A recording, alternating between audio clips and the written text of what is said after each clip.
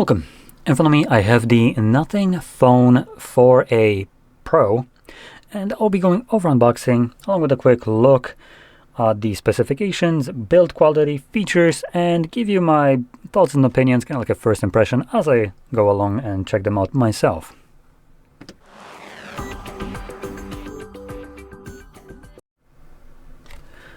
So I do want to first start off by saying I am not I am not sponsored by Nothing or any other brand, so what I'm about to say about this is just strictly my own personal opinions.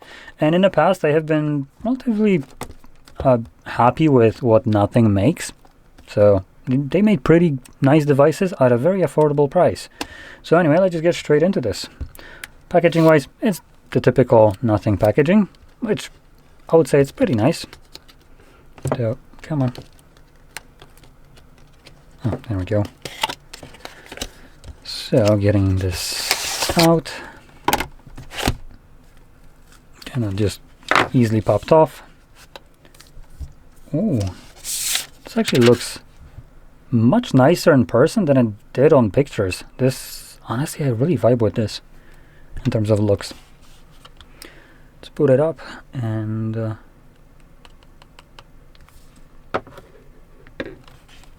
take a look at what else we got. Okay, so this is just one whole piece.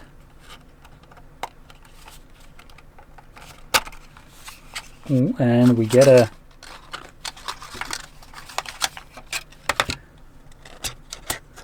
silicone case.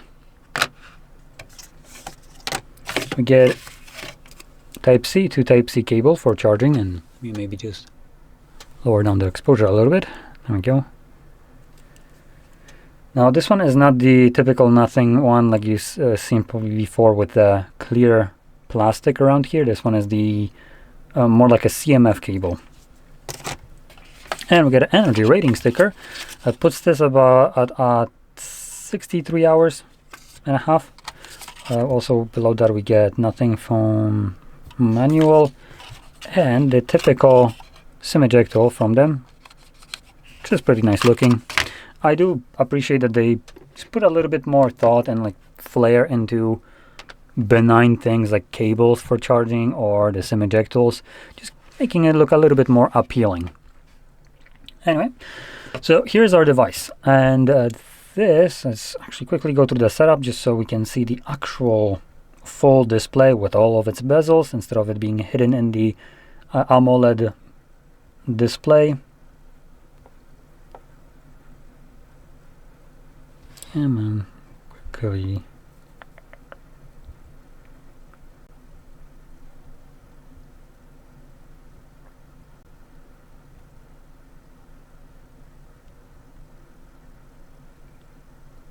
And there we go. Okay, the bezels are pretty nice, small. And if I go in here and display, dark mode, oops. There we go. So you can clearly see the bezels right now. And to put those bezels into actual number, it appears to be based on gsmarina.com at 93.9% screen to body ratio. Now, I don't know if this is correct. These don't seem this small, but let's run with this. So, moving on. With the display, we have a resolution of 1260 by 2800 pixels, AMOLED display, 1 billion colors, 144 Hz refresh rate, over 2000 Hz pull rate for your touch responsiveness, HDR10 Plus certified, and a peak brightness of 5000 nits. Though, I hate the 5000 nits. This device never gets to 5000 nits in most likely realistic use case scenario. So even if I max it out right now, whoa, that is bright, but not 5000 nits bright, and it's overblowing the camera, but that's just because of the way the camera is set up. Now if I were to grab something like my phone flashlight and just point it out here, typically you'll see the display, there we go a little bit brighter like this one just did.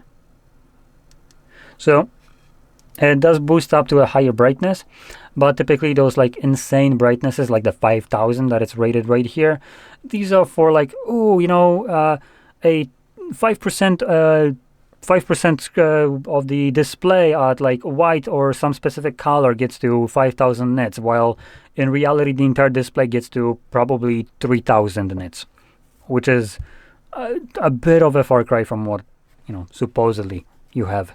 Now, I don't have any kind of tools to clearly check this out, but this is something that usually is happening even with things like TVs. You get the brightnesses, but those are, for instance, like 10% windows and stuff like that, not the entire panel. So it seems like phone manufacturers decided that, you know what, let's do the same stupid shit as well. And nothing is seemingly doing the same thing. Now, they're not the first one. I've seen already plenty of manufacturers do this. So, you know, they are all starting to do the same crap. And it's just marketing gimmick in reality. There is no benefit to it. You don't have anything extra from it, and it's just, I don't know, a dick measuring contest in reality, while not actually having one. That's probably the best way to explain it. So, let's see, does it say the typical brightness? Typical, we have apparently 8,000 nits, going up to like 1,600 nits, and yeah, this seems to be okay. Honestly, I would say probably even brighter than 1,600 nits. On average, as I have a Samsung phone that supposedly gets to 2,600 nits, and that is dimmer than what we have right here. So the truth is somewhere in between, probably that. But anyway, moving on. Outside of this, actually no, one more thing to mention: the screen to the pixel density. It's at 440 pixels per inch with that pretty decent resolution, and it's covered with Corning Gorilla Glass 7 IMOS level 5, and we do have a pre-applied screen protector, which you can see right here. It's gonna ring around the camera. So yeah, there's a pre-applied screen protector, plastic one, but hey, it's better than nothing. So that's nice. And moving on into the cameras at the back. So we have what looks to be a triple camera setup, and the main sensor will be 50 megapixel, followed by another, I guess, main sensor 50 megapixel. So one is f1.9 24mm wide lens, and then we got a f2.9 80mm periscope telephoto one. And lastly, we have 8 megapixel 2.2 15mm ultra wide. And with those cameras, you can do 4K at 30 frames and 1080p up to 120 of slow motion and 60 non-slow-mo. And just to double check this, just to be absolutely certain, I'm going to go to video. 1080p 60, 4K, yep, you can see it automatically from 4K changes it to 60, but only at 1080p. So no 4K 60 unfortunately, which is a little bit of a shame considering the price of this device. Anyway, at the front right here, as a selfie, we got a 32 megapixel 2.2 22mm wide lens that does only 1080p 30. Wow, double check this. No, it does 60. Okay, so GSM Arena is a little bit confused right here with this info, so it goes up to 60. So that's good. But you could see in there wasn't, just to go back there is no way for me to change the resolution. It's actually there, but it's grayed out. Come on. Oh, for God's sakes, camera, I'll catch the fucking focus. It's still not, you can barely see it right now. So 1080p, 60 next to it. Okay. So, cameras right here seems to be, at least on paper, solid. And moving on into the internals. So, this is what I would consider an average size of a phone at this point at 6.8 inches. Actually, a little bit, in terms of the actual size of it, it's a little bit on the higher end at 6.8. But in terms of thickness and stuff like that and weight, it's about average. And it comes with an 5080 milliamp hour battery that can be charged at measly 50 watts, unfortunately, which is a little bit of a disappointment. And the lowest end of this device, as you can pick up different options with more RAM and storage, comes with 8 gigabytes of RAM and 128 gigabytes of storage with no expendable storage. So just to pop that out, you can see there's only dual SIM card support and no SD card support whatsoever.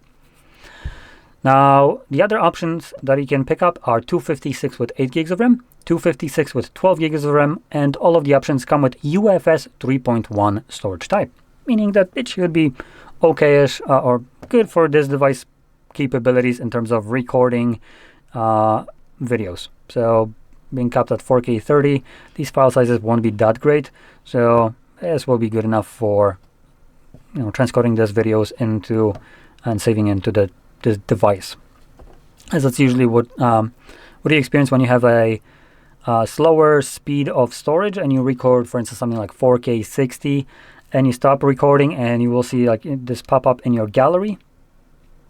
So if I open up gallery and you have your photos somewhere, or sorry, in the camera, this one right here, and when you stop recording, it just has this like spinning animation. That's it basically being transcoded. And the slower the storage is, the longer that takes. So I think for this purpose, this device, this should be good enough. Okay. Now, continuing on with the internals, we have a Snapdragon 7 Gen 4. And it seems to be a little bit of a, I would say, a bit of a disappointment for the price. Because I'm going to do a quick little check. Just to quickly check something. So this costs less, and this costs about the same. Okay, so I'm gonna quickly do a comparison between two different processors.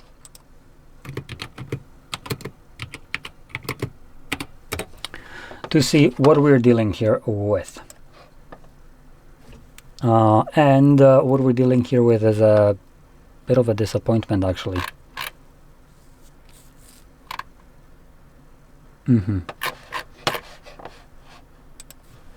Do a double check.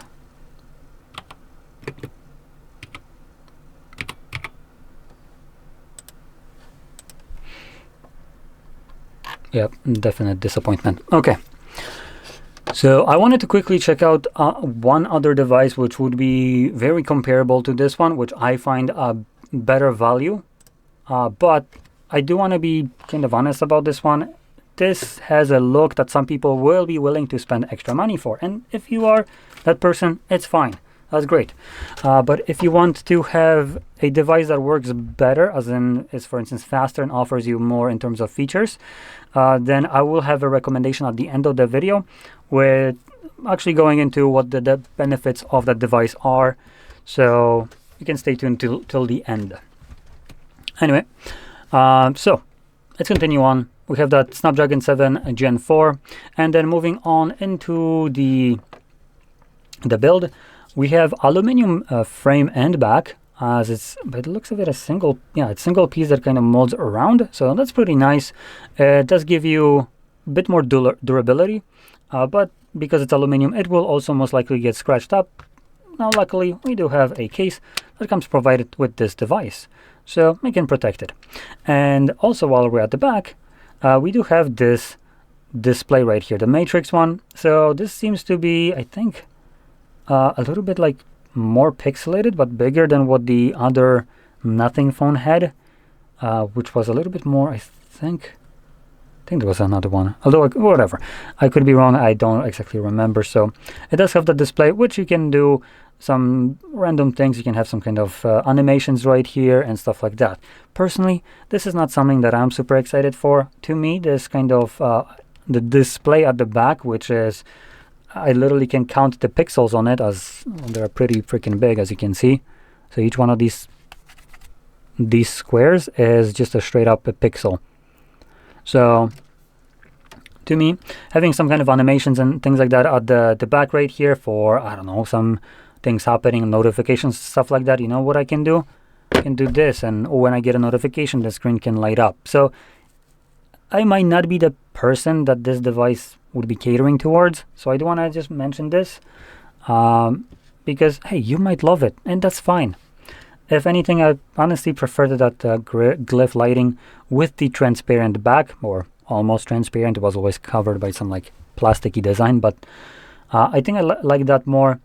This still has a nice, this nothing look to it, as this area around here, this glass, is again following the same design cues as rest of the Nothing. It just has a display in here, and it's not taking the entire back where it's transparent, or semi-transparent, I would say.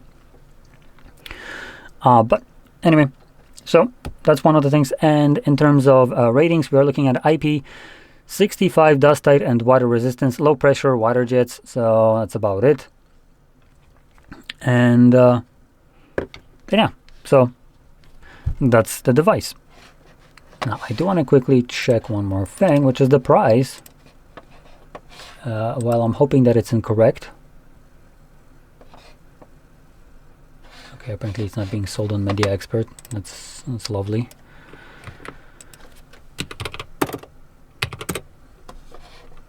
Quick check. We're looking at a price of about, okay, it is correct, over $500. Okay. So about $500 for this, depending on sorry, no. So yeah, it's over $500 from what I can see. So to be more precise, the best offer I can see right now is coming at about 2,099 PLN, and that puts it at 2,099 PLN to USD. That is $585. Holy shit, that is an expensive device. Now that is at a current exchange rate, so you know, for you this could be potentially a little bit different, and that is also including tax already. So if you're buying this in US, obviously shelf price of this would be a little bit lower than what I'm telling you, but adding tax, it should probably come up somewhere close to this. Unless us Poles right here, we're getting screwed again, which is quite common. Anyway, so that's it. That's basically what about a little over $500 gets you. And in my opinion, for a device released in March 17 of 2026, which I am a little bit late to, it doesn't deliver enough for that price. It's a little bit underwhelming when you compare it to other releases that also came, oh, sorry, not March, my bad, March 5th. That's the time it came out. So saying that March 5th is when this came out, and funny enough, 12 days later, there was another device that came out, being the POCO X8 Pro. That's the one that I will be saying that it's a good alternative for a device that offers more for actually less money. Now, if you want to spend about as much as this device costs, you can actually go for the Pro Max, which will be even better. But that being said, the X8 Pro, which I think tracks a little bit closer to the specifications of this, at about of a let's even round it up to $400, right? So $400 gets you X8 Pro. That comes with, number one, bigger battery at 6,500 that can be charged with double the speed at 100 watts. It comes also with 8 to 12 gigabytes of RAM, so not much of a difference there, with no expandable storage. So again, same as this one. 256 gigs of storage though is the lowest storage capacity you can get for that device.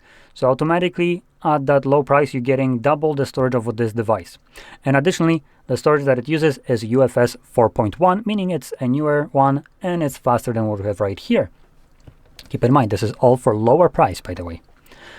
On top of that, the display is also AMOLED, but instead of having 1 billion colors, it has 68 billion colors. Refresh rate is a little bit lower at 120 instead of 144, but to be fair, if you ever use them, I'm pretty sure you won't be able to tell the difference between one and another.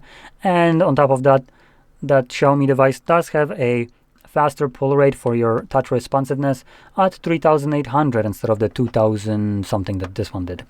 It also supports with the display Dolby Vision, so it's certified, and HDR10 Plus with realistic brightness of what looks to be 3,500 nits of peak brightness. And one of the cool things there is the fact that it actually has Dolby Vision certification for it, which is a little bit a weird thing on a phone nowadays, at least to me, that a lot of devices started having this.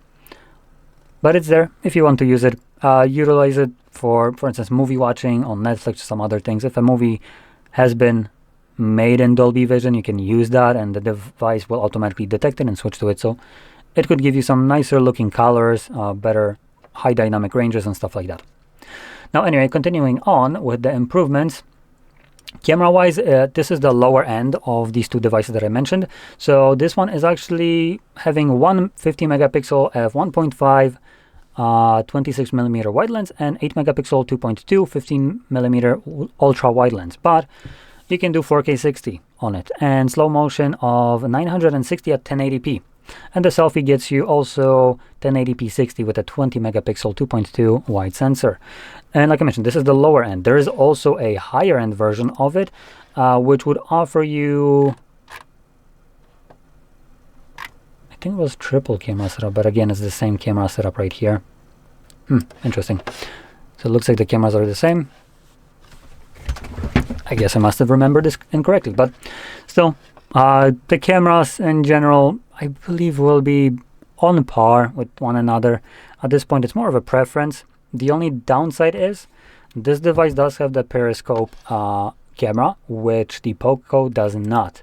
So it comes specifically with that 50 megapixel f2.9 80 millimeter periscope telephoto, which is completely absent on the Xiaomi POCO, but at least the X8. There is actually different device, also POCO,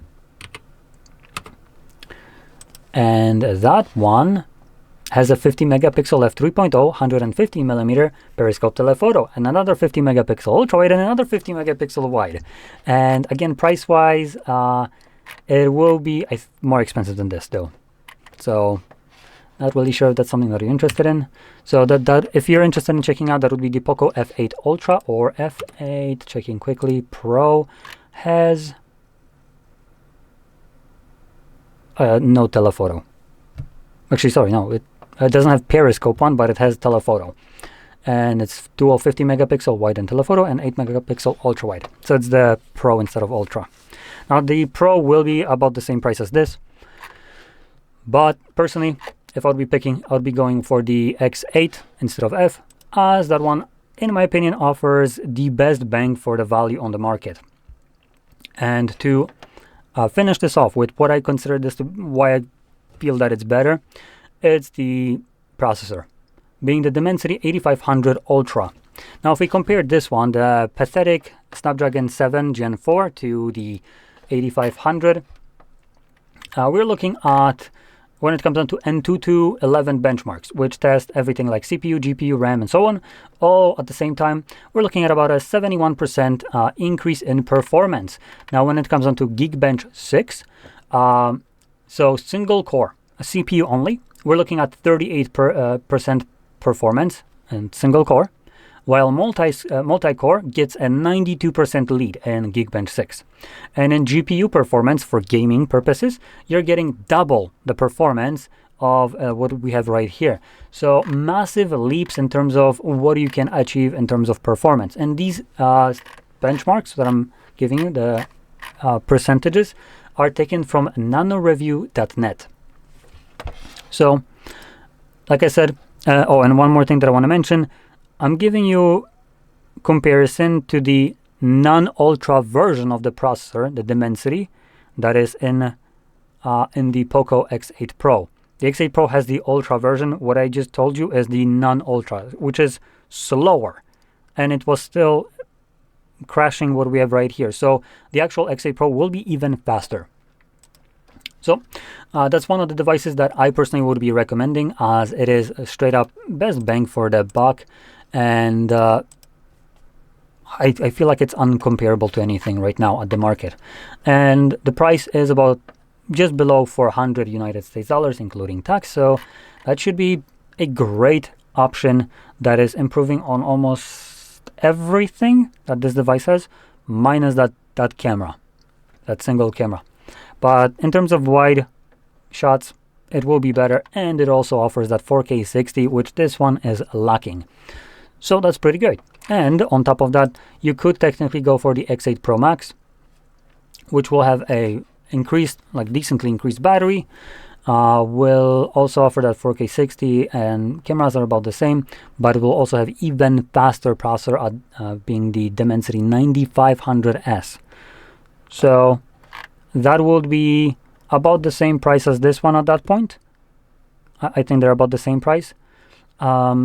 but you don't get any improvements in terms of cameras or anything like that. So the only improvement that you get is the processor and the increased battery, being the 8500 milliamps opposed to the 6500 that the Pro has over the Max. So if you don't mind having a smaller battery, which is still bigger than we have right here, and a slower processor, which is still faster than we have right here, you can save up about $100 to probably close to $200 and get a device that will outperform this one and still have $200 left over for other things. And again, the only thing that you always lose in terms of every other device is this right here, this matrix display at the back. So if you really vibe with this and you really want to get this on your device, and this is something that you're looking for specifically at this device for, then there isn't much you can look at other than this.